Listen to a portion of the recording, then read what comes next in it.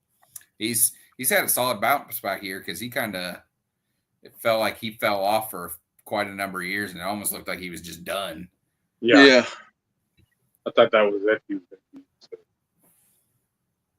You know, Adam Dunn, get out of here. Yeah.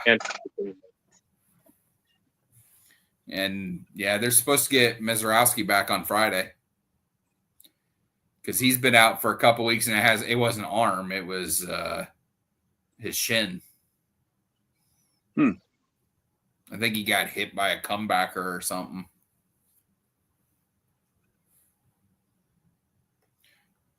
Yeah, it'd be a fun time to be a Brewers fan right now.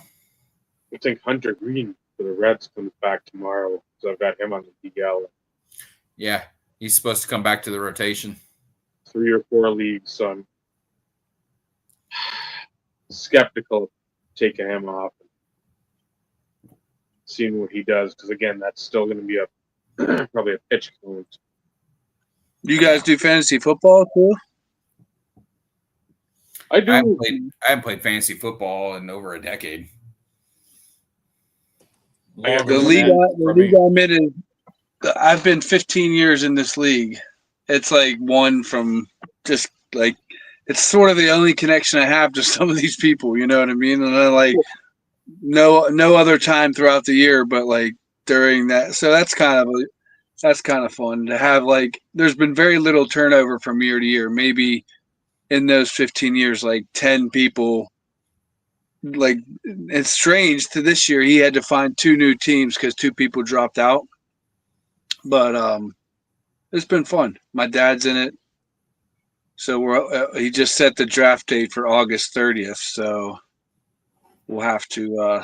He's like, "Oh, we got to get magazines and we got to do all this stuff." I'm like, I don't know. We'll figure it out. I would be completely lost if I tried to do fantasy football this year because I couldn't tell you the starting running back and quarterback on some teams. Yeah. I mean, I follow the Packers, and then kind of just because they're in the division, the other teams in the division, I keep an eye on those. But I always like seeing like the jump from year to year. Like, I got who was the Jacksonville receiver, Brian Thomas Jr. I got him in like the 8th or 9th, 10th round, maybe, because rookies don't carry a lot of weight. And then it's like to see where will like Neighbors be this year? Where will like Harrison Jr. be? Just to see how much of a jump, and then what veterans are slowly creeping down the list that can still have good value. Like Larry Fitzgerald was a good pickup late in his career in late rounds. I mean, he was still going to produce. He always caught balls. Yeah. A Cooper Cup this year, Seattle. It's like, what? Somebody's got to catch him. Yeah, right. I think he's back home. That's where he went, Eastern Washington. So yeah.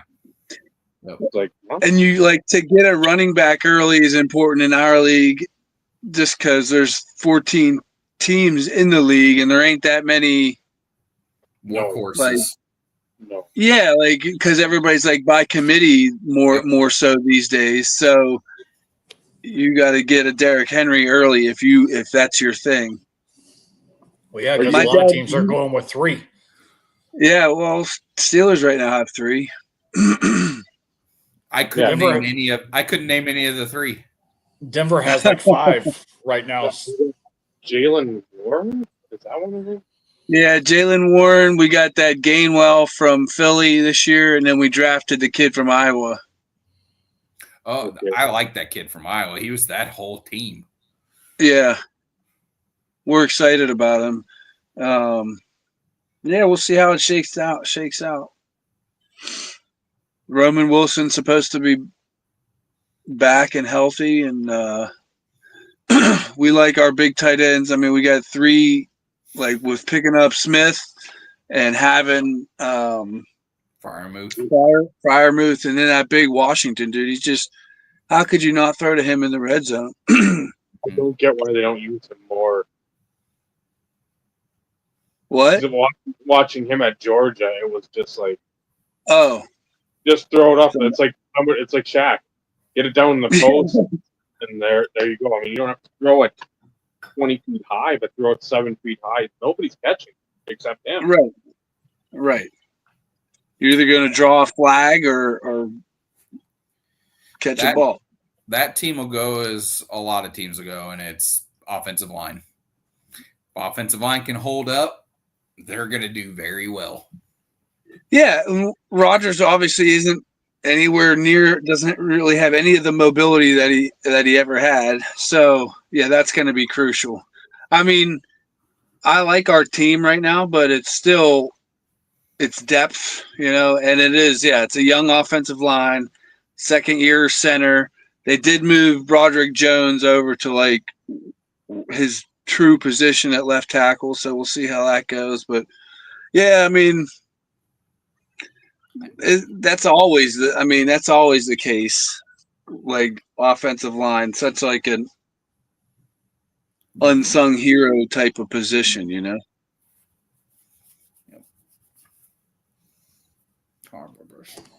It can definitely make or break a team, that's for sure. Yeah. So you guys want me to open these real quick? Sure. Let's see how well we do. Again, I was actually surprised that this is what won, if I'm being honest. I need Can't wait to eat something. Portillo's. That's what I'm Do what? to eat Portillo's. Or Portobello. Base.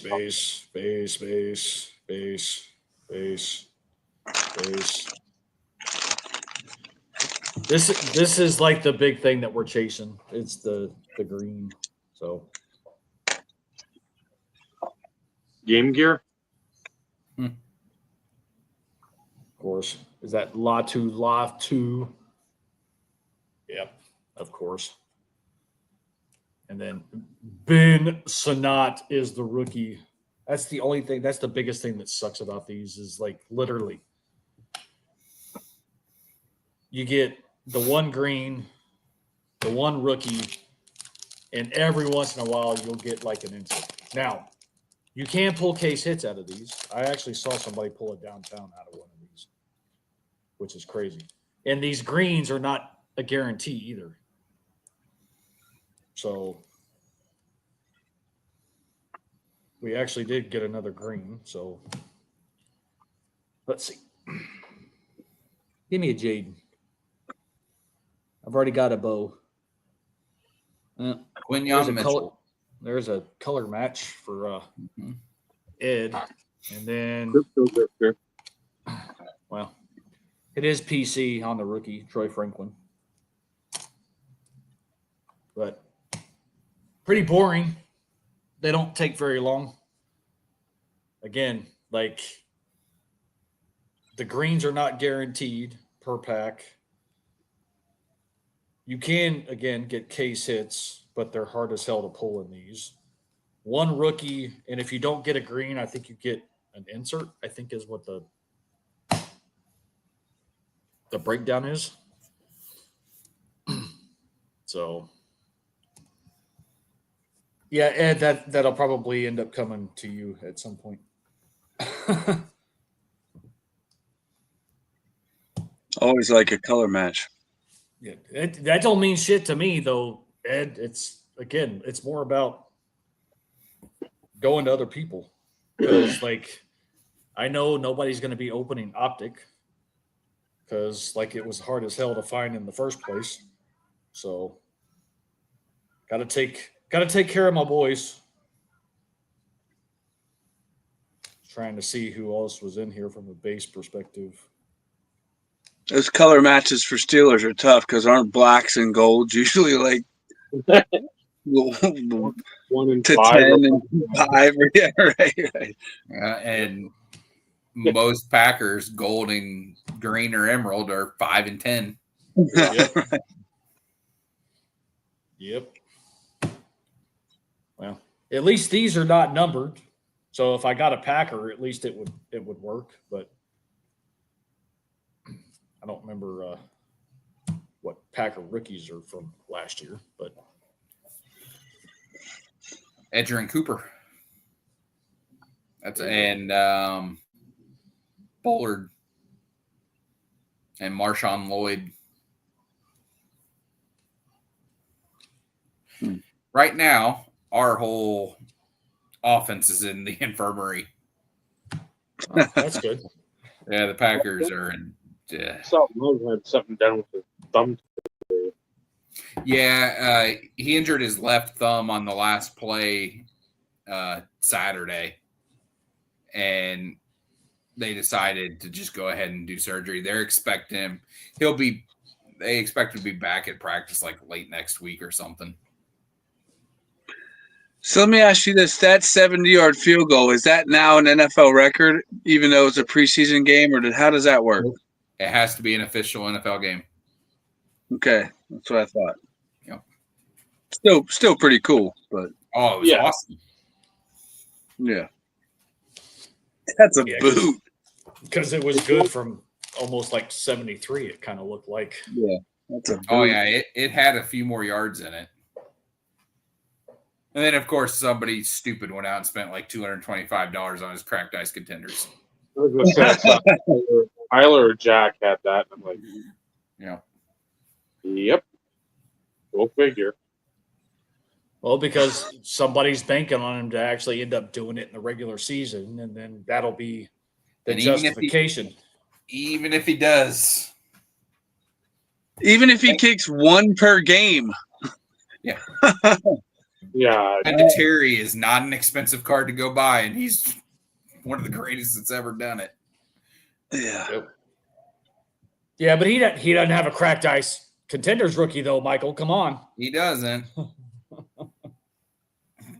Yeah, he's got Pacific Philadelphia. Yeah, that's it. Search or whatever. And that's it. Yeah. So it should be worth a lot if he only has one.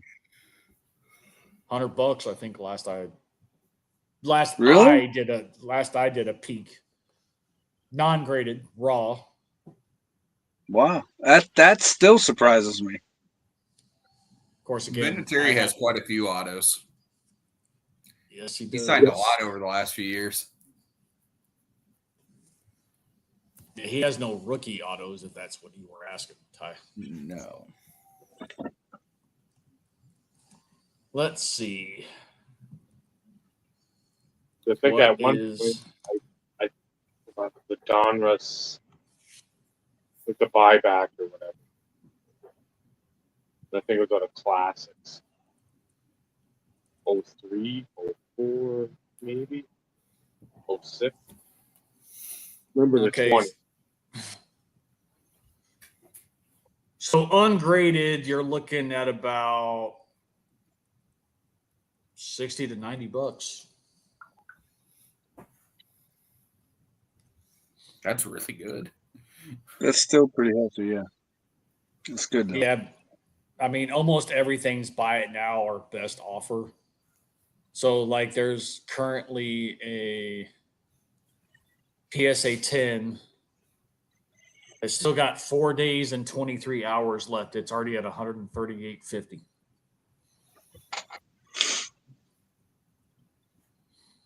So, not that means it's going to go for significantly higher, but you could buy a BGS 9.5 for $275 for best offer. So, but again, only one rookie. That's kind of like, is it Brad Johnson that only has like one or two? I think he's another one that only has a handful. Yeah, the wild card, and then I don't even know.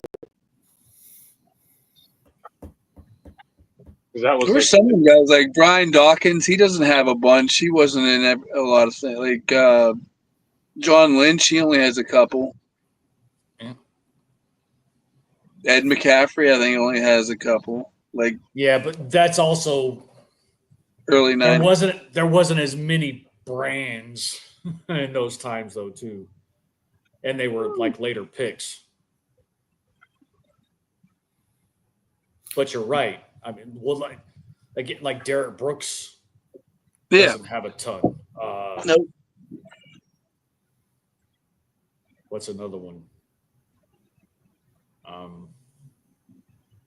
And there's some guys out there, even in football, that are their only rookie card is a multiplayer card. Right. I was trying to think of somebody else. Because And then like go ahead, And Mike. there's guys like Bakhtiari didn't have any rookie cards.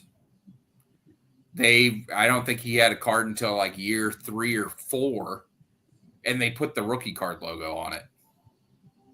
But he had already been in the league. He was already a pro or an all pro at that point. And it was the same thing with Zadarius Smith. I think his only rookie card was a Panini promo, like either a Black Friday or a Father's Day pack. He didn't have any actual regular product rookie cards when he was with Baltimore. I remember looking years ago, like Antonio Brown doesn't have any significant rookie cards that I remember. You know what I mean? Like, so certain Right. players that. Well, yeah, because he wasn't part of the rookie premiere. So his NT. But he's got rookie autos. Oh, He's yeah. got rookie autos. NT rookie auto. He has contenders because that's a Sam Bradford year. Was contenders. That's why I never those are sweet, and like that is the car. You know, that's one of the rookies to have. But like the checklist was big, wasn't it? Usually, like you got all those types of 3rd, 4th, 5th round players. Oh yeah, is that true? Yeah, because contenders during that time, kind of the pack out was you got 4 or 5. You got 4 or 5 autos a box. One of them was an RPS. And our rookie premier signature, there's going to be one on card auto, and the rest were going to be stickers. Unless you got lucky. Correct. Yeah, because that year with Antonio Brown, I mean, that was the Tim Tebow. It was Tim Tebow. It was Sam Bradford. It was Demaryius Thomas. It was Eric Berry. Javid. Eric Decker. Yep. Great autograph. Yeah. And Eric Decker. Yep, Sue was in there. Yep, Sue was in there. Yeah, that rookie class was pretty deep. Hey, what's going on, Steve? Long time no see. Good to see you. Yep. Eric Decker the Pecker, or Pecker Decker, whichever one you wanted to use. Yep. He's got a famous signature right there along with Craig Biggio, which is cock riding a skateboard. Yeah. I'll have to look at that one. Oh, yeah. Look up Craig Biggio's signature. It's a dick riding a skateboard.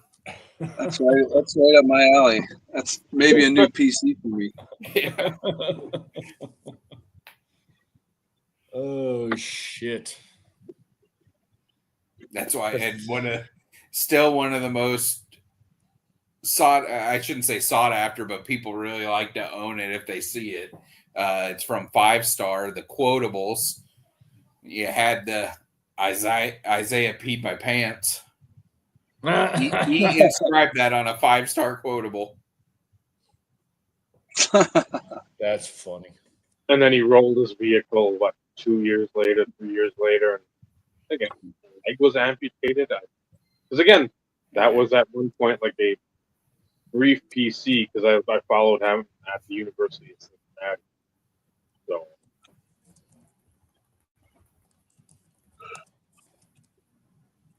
don't admit that, Steve. That YouTube card Hall of Fame is going to be flushed down the toilet but make you watch it. Yeah, because I know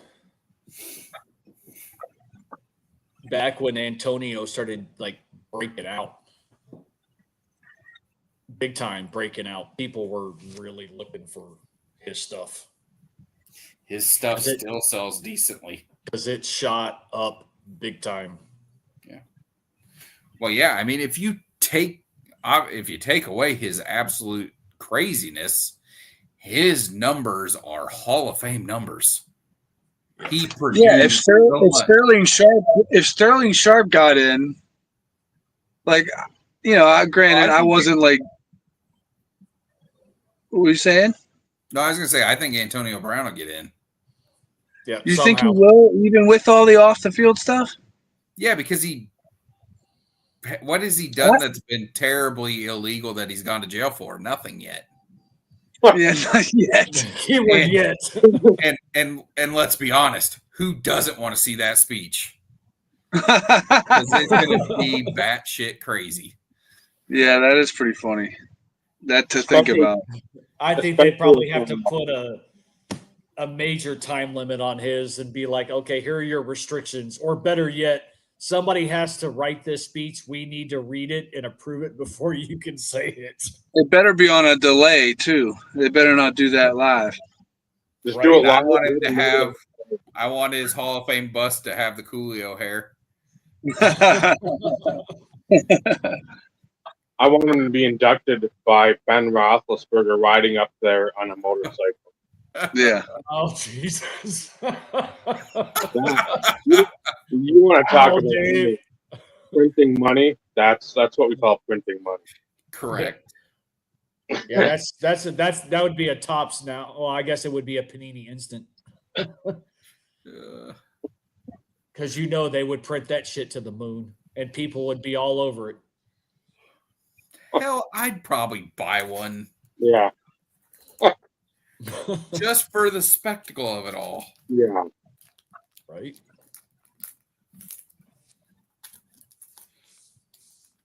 Ronnie White. Yeah, he caught 100 balls how many times? It was multiple times. And yeah. He always had the yards, had the touchdowns. Mm-hmm. Yeah, he was the man for like 4 or 5, maybe, on bookended it with really decent numbers too. So yeah, he was almost like a poor man's Larry Fitzgerald. Yeah. I mean, you guaranteed every game 8 for 90 at least. Seemed to be in that. Yeah. And he would get behind defenses every game. And you're like, how did this happen? What's going on? If he had even like 25% of the character of Fitzgerald, he could have been one of the best ever. So, and that could be, yeah, and you could say that about a lot of guys. That's true. Yeah. We looked up because they had that. I know it's kind of old news now, but that the 20 team, the first 25 years, quarter century team, the top 25 players or whatever. That was kind of fun to look at. Some names on there. Oh, I did it with the old man, and it was like had him try to guess. He nailed most of the obvious ones. There were a few that were like, "Oh, really?" But they were in the honorable mentions. Yeah, we've seen. Just kind of like when you look at it all together like that, it's like we've seen some really great players. I know, I know that you'll always have the argument of like the game is wussified now compared to what they were in the 70s and 80s and whatever, but right. Bigger, faster, stronger types of dudes, like Jack Lambert wouldn't even make the team now, that kind of like argument. I'm not so sure about that, but they were like, he was a linebacker at 160 pounds, so attitude and intensity can only go so far when you got guys like Derrick Henry running the ball. Yeah.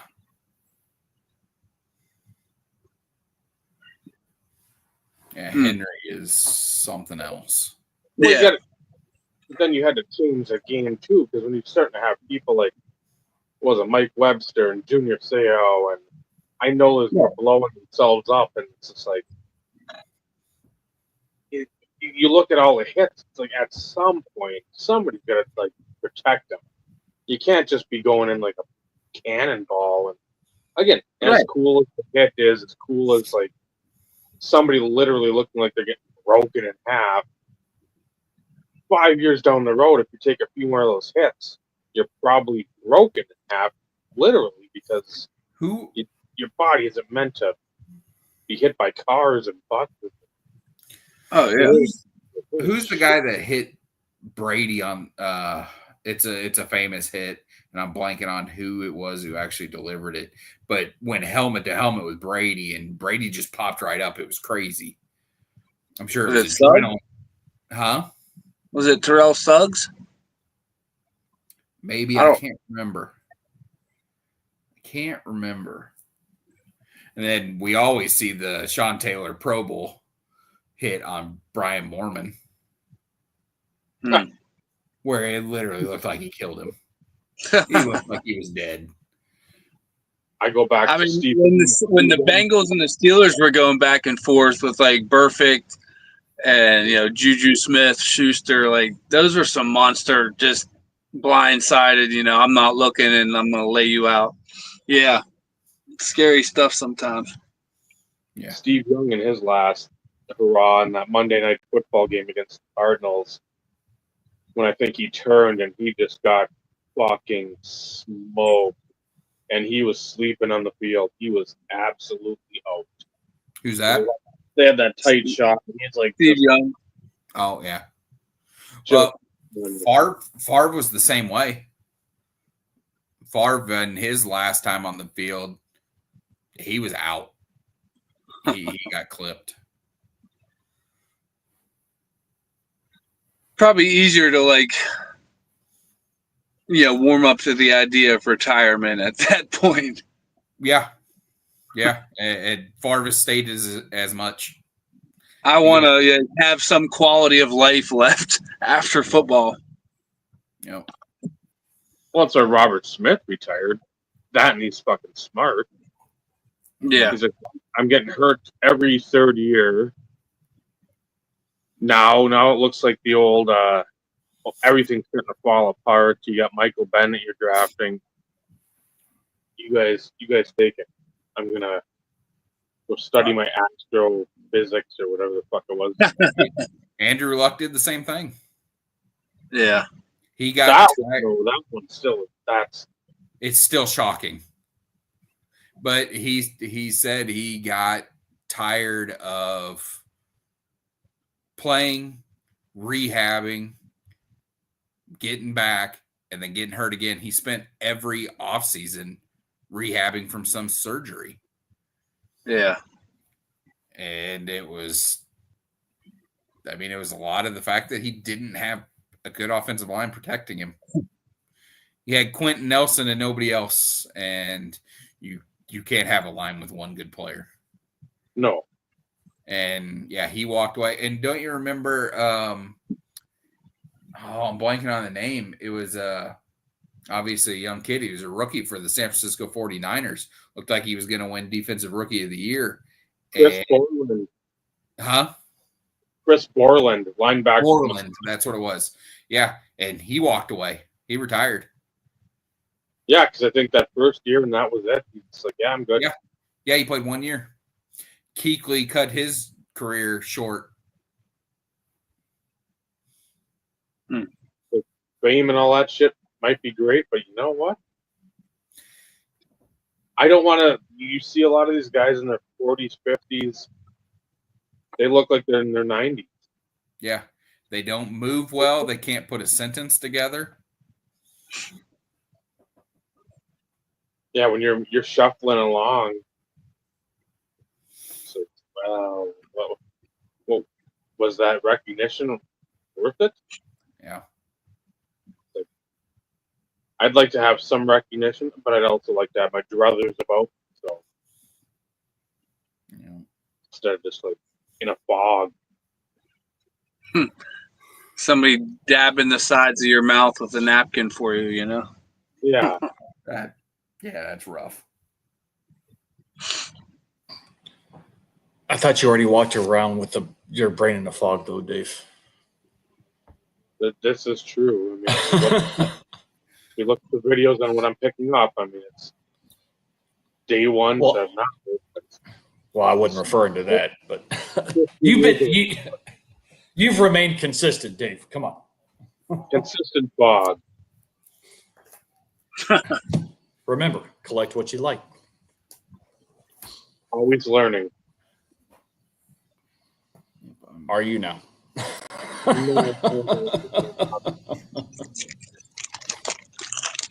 Oh, damn. I'm having more fun collecting than I can remember in a long time. Well, yeah, because it's more about picking and choosing more so now than what it was back when it was clay. Yep. I don't have to watch new releases and watch eBay like a hawk. I don't do that anymore. I know specific cards that I want to pick up, and I hope to try to find them. My list is pretty short. Nothing wrong with that, man. No, it makes it a whole hell of a lot easier to say no to stuff. Right? Because I mean, there's been cards that I've been tempted to buy. I'm like, oh man, that's only $125. But I'm like, I buy that, and that $125 could have been used better. That's how I think of it now.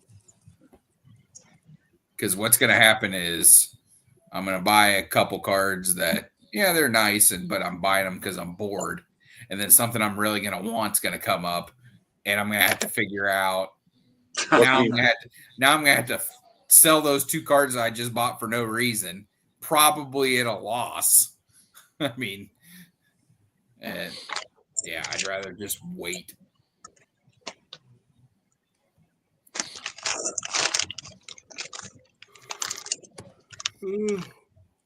Yeah, exactly, Michael. Yeah, I'm ready. I'm ready for bed. I've been going to bed early every night for like the last week. I am, Steve. I am interested in it. Let me know. Yeah, that's this weekend is driving. I just looked up and I'm sorry. I just looked up and saw Steve's comment, and all I saw was I thought of you when I pulled it out. And yeah, if you didn't see the message before that takes on a whole different meaning. Anyways, it does. Driving. I get to drive this weekend. Drive down to Trista's on Friday night or evening. Then Saturday morning we drive to Rockford, Illinois. Pick up a pup. And then Sunday we get the dog, and then Sunday we turn around and drive back. So I'm a glutton for punishment for driving. But that's like about the only Illinois to pick up a puppy. a 6-year-old. So Okay. King what Charles Cavalier or whatever. Who has the name Ruby. Well, sweet. So yeah. Yes. Very good. It's going to be an awesome dog then. Oh, it's a treat. I just noticed this one. Here, check this out. Make this big. Huh. Maybe I will start collecting magnets. Wow. He's the Pittsburgh Steelers version of Joe Namath. He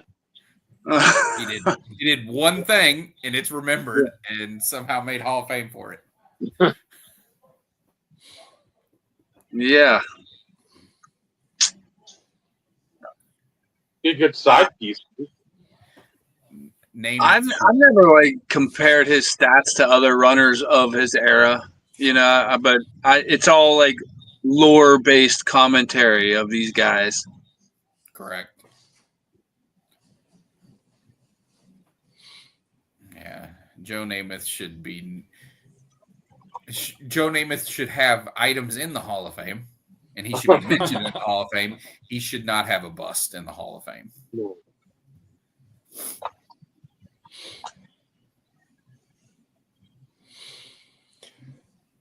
Yeah, well. Hot take.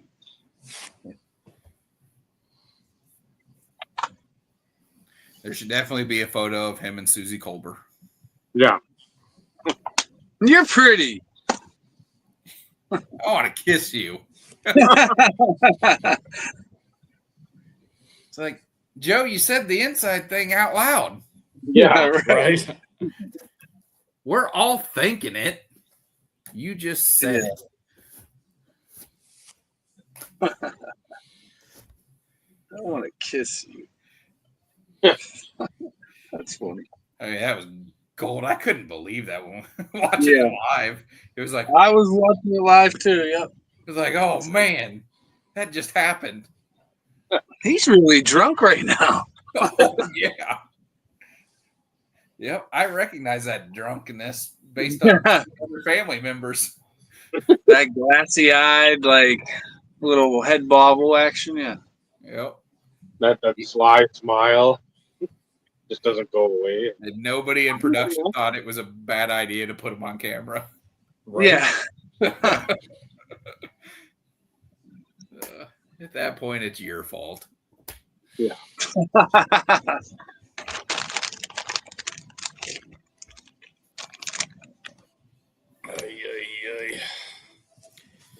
Well, gents, I think I'm going to call it a night. Yeah, it's about that time.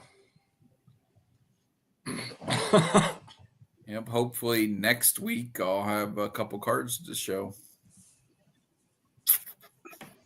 We'll see how the Postal Service handles things. Right. Yeah. Well, and we got Ryan and Neil next week too. Oh yeah. Yep. Awesome. Yeah, the placeholder's already up for next week. He had them both up. No, I didn't notice. I am so rarely on YouTube. I was just saying it. There's nothing more. Yeah.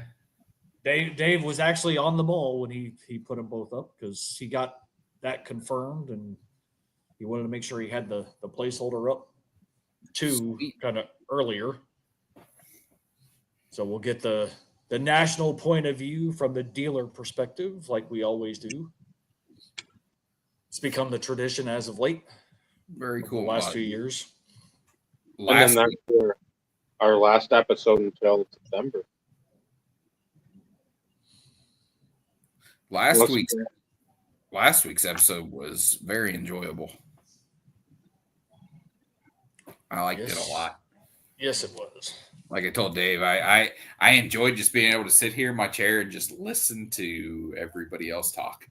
It was awesome. It was nice.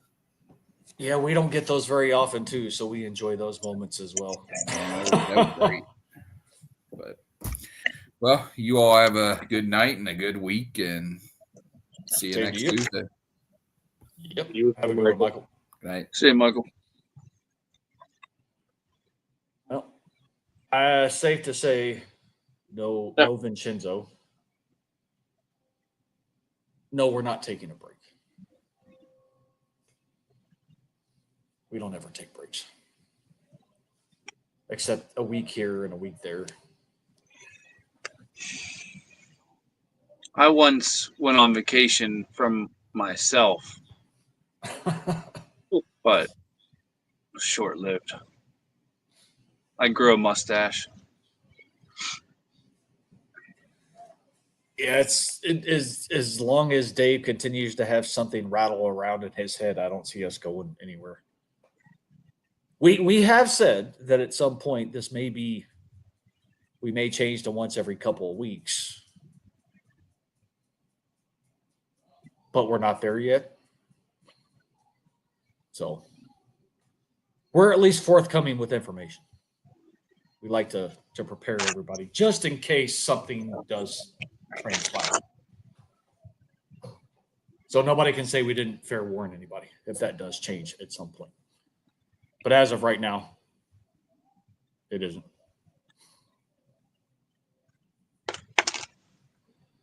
Right?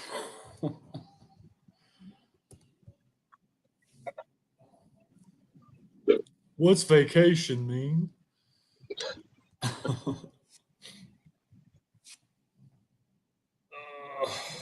All right, Dave, wrap us up. Thanks for watching, commenting, and in our wonderful knowledge of the hobby. Or lack thereof.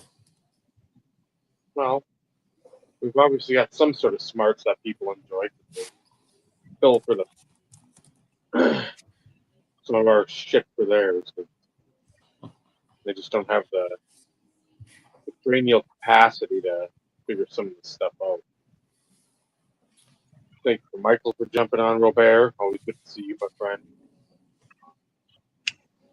Yeah, next week, Ryan Neal, probably at the same time. So again, if you want to watch them, it's probably going to be an hour and change into the show. Yep. Yeah, I'm interested to hear because I haven't heard anything. I haven't really done any just sort of poking around. Hey, how was it? No. So Yeah, I'd like in those situations I'd like to be surprised. yeah, I want to hear. When I hear it, I want that to be the first time that everybody hears it. Yep. My guess though is they broke last year's record. And I'm sure by a lot because it just seemed like Yeah, and that's the thing, and I think it's going to be probably the most significant increase that they've experienced since setting up at the National, is my guess. and just looking at some again, watching all the videos and seeing that things that Breakers Grow, who did a lot of stuff through Nate, the guy out of that Joey bought the card for Michael last year or 2 years ago. That 3-color patch ultimate bar 4 of 10. Grand Slam Sports. Like they went past his showcase, I want to say either Friday or Saturday. 7 empty showcases. Huh? So, and again, this is a guy that does a repack or did a repack. I don't know if he still does. It's like, dude, there's nothing out here. So, I mean, he still had what five in there, but there's Mark. You're late to the party, Mark. So seeing a lot of that, and then there's another guy on there that I'll send you the link to the video. It was interesting because he prefaced it as like being a wrestling collector. And what was there for wrestling there? And I'll get into that. And it was just like a pretty much an expose on everything else that everybody talked about. Until like the last point was like, I didn't see much wrestling. Dude, Ryan had whatever 5 or 6 showcases of wrestling at least. Yeah, where were you looking? You obviously didn't get around. Some other guy that I watched too, that the one dude had I don't know what's his name, picking and punching cards, I think. I thought and he was just basically a whole corner booth of wrestling and boxing. So I'm just like, I know 2 people that had a ton. What exactly were you looking for when you state that there was no wrestling? But that was the thing. You started. Well, you went upstairs, you saw some, but you had to look for it. I'm like, that's the fucking national. I mean, That's everything. it's not going to be on a silver platter. And I had said that I think before. I'm like, you're gonna have cases that are gonna have like a Joe Namath, a Charizard, and a LeBron. I mean, you're gonna have all this mismatch because you can't pigeonhole unless you're one of those old dealers with the vintage. You have to get this just everything in there because it's gonna catch people's eye. Wow, there's a Jordan Beam team. Oh, there's a Shaq Beam team. Wow, there's like a Ken Griffey Jr. Upper Decker. Oh, there's a 58 Mantle. Oh man, there's a Jim Brown auto patch, and you're gonna see the gamut. But yeah, when he started talking, I was like, God damn, dude, do you know what the Nationals about? Do you know what this is? It's not like, again, you're gonna go from here to here to here, and that's all gonna be vintage. Okay, we're gonna go through the pre-war of like the 80s and 90s, and then okay, here's the pre-war of '01, and it's like, and then the modern, the ultra modern, the super duper extra supercalifragilisticexpialidocious modern stuff of like 2 weeks ago. You're gonna have stuff everywhere. Mahomes, Clemente, Rude, Charizard, and that's okay. Those, I'm guessing those cases got lots of looks because, again, which one of these things is not like the other? But it's like, wow, there's a lot of shit in here, so I'm gonna make sure I take my time because if I see that there, I don't know what else is in here. And that's I like that thinking. I like that display tactic, as it were. So, but yeah, I'll send you that Team Schmedium one with the TD run. That's what we're hoping for, Steve. That's what we're Yeah, hoping for. that's the plan. That's what we've said before. That's the plan. Yes, because this year was the plan too. It just shit didn't work that way. Like, The Game Gear market sunk, so we couldn't sell off. So, no, unforeseen circumstances kind of dampened the plan for this year. I don't foresee that to be the case.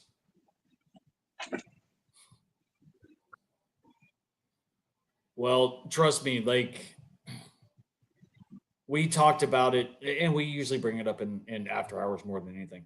It wasn't a FOMO thing. It was just not being there, just hanging out. Because, and we've said this however many times, what made our national 2 years ago had nothing to do with the show. Nothing. It was the staying up late, shooting the shit, just enjoying each other's company.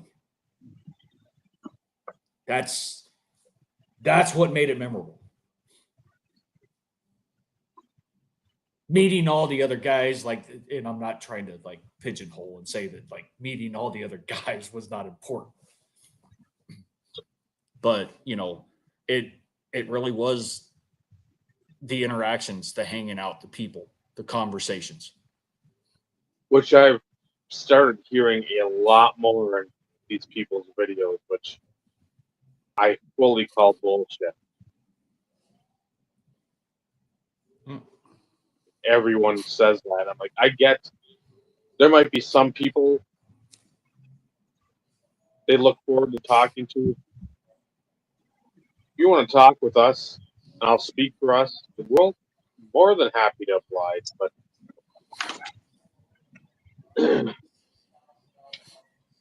again, it's I talked a couple, 2, 3 times with my best friend. Yes. The picture at the lobby, and then Garrett and us at the. Yep. It's just like I don't care. I mean, I don't know how to put this nice. I may hate you on the videos. I'll talk to you in person. because a lot of times when we've said it, past, present, whatever the future holds, you can come off as a dick or just somebody who's a fucking cookie cutter, like plain white paper, white fucking or vanilla ice cream. It's just make that notation of like zero expectation. Like I just if I talk to somebody, I get the vibe of like this guy's a complete cunt. Okay. Humor him, her, whoever it is for a while. Okay, that's it. I don't have to go back. I don't have to sit there and there'll be some people I don't want to talk to. Yes. Some people will get pulled away from the area, not to have interactions with. Walking the opposite direction of a small handful of people. So we don't do anything stupid. Don't dip into that bail me out fund. Yeah. I'm sure the bail fund will still be in play next time we go. Start putting a few more dollars in that too. No, but yeah, it's the thing of it all. It's like So Steve, just to kind of give you an idea. So VIP tickets typically go on sale Black Friday or thereabouts. Our conversations will start picking up a little bit before that. So to ensure that stuff doesn't sell out, typically once we buy tickets, there's no turning back. I figured. Bob's a piece of shit. Like hot. Hey, you're back. Hey, Bob, what's going on, man?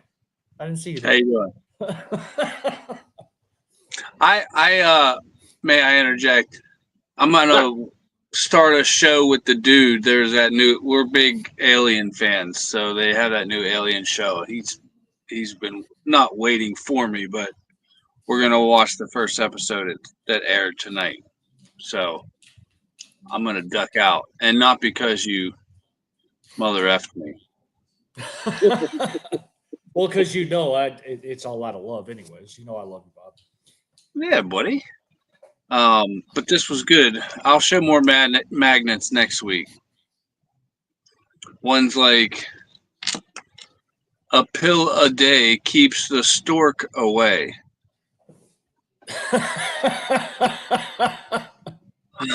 So, I'm not sure who's going to put that on the refrigerator, but yeah, that's kind of greatness. So go enjoy spending time with the dude. Always good to see you, Bob. Yeah, take care, fellas. We'll see you next week. I look forward to hearing their stories from the National as well. So we'll catch you then. Later, guys. Later, Robert.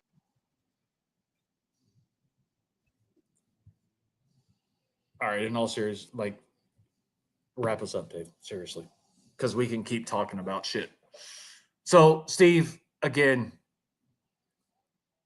late on, mid-October, first part of November, the grumbling will start.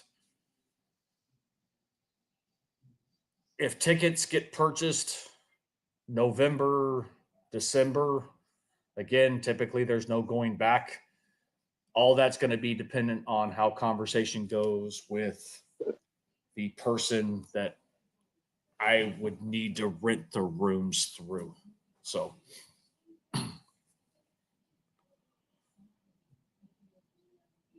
I need to start getting in front of that now just to see if that's a possibility for next year.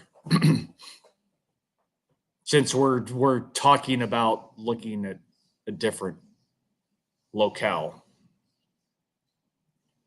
We touched on it whenever it was, a couple weeks ago. Cuts out about half an hour drive time. I know you remember it, Dave. Don't act like you don't. was gonna say I want another half hour added on to what we did last year. No, you don't. Because I don't. Um, I didn't see, and that's the thing. I don't remember it being almost 2 hours. That's the thing. well, But I just remember we never. but seemed to we go mapped back. it. We never like, went we back mapped it. in the same way. Well, that was a ways thing. That was a ways thing. We gotta get rid of it. Google fucking map. Let's get with the 21st century.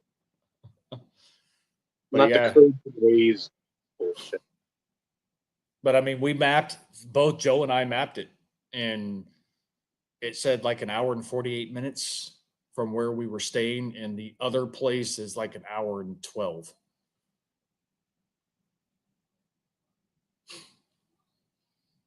So Just as long as we can stop in that one spot where the Walmart was. With like the Indian food, the Philippine food, the chicken. It's gonna be on the opposite side of the state, man. Well, we can That take doesn't mean that there's not going to be something else of the like in the area, because Joe did additional searching. Like there's a Target and a Walmart well within driving distance, where we wouldn't have to drive 40 minutes to go somewhere. Like it's somewhat in the vicinity, which will help. So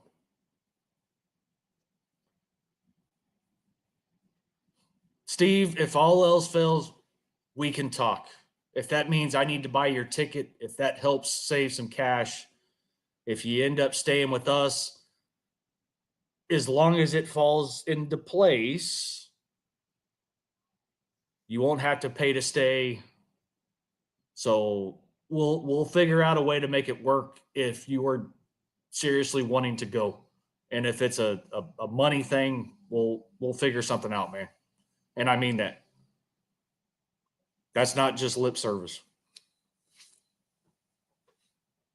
So we'll talk more as it gets closer, anyways. Not to mention you have my phone number. Shoot me a text, whatever. Again, like as we get closer, we'll start talking more. But we'll figure out a way to make it happen. Part of it, at least.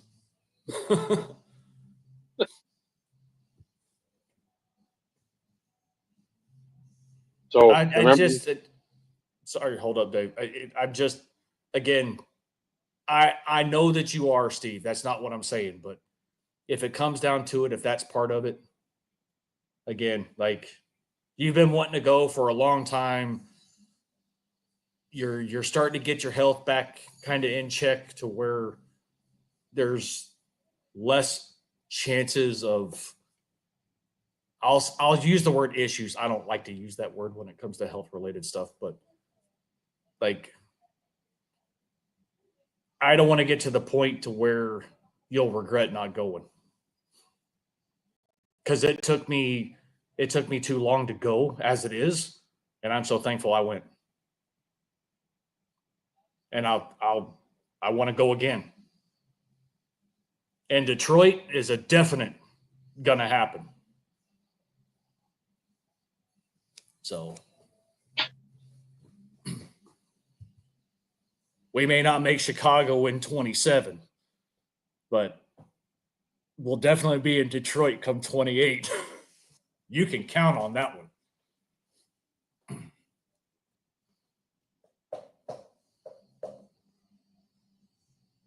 Now, go ahead, Dave. My bad.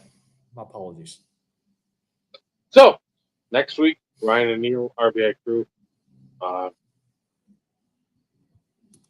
Make sure you come on board.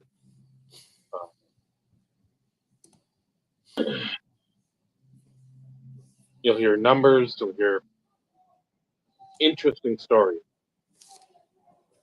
that none of these other folks will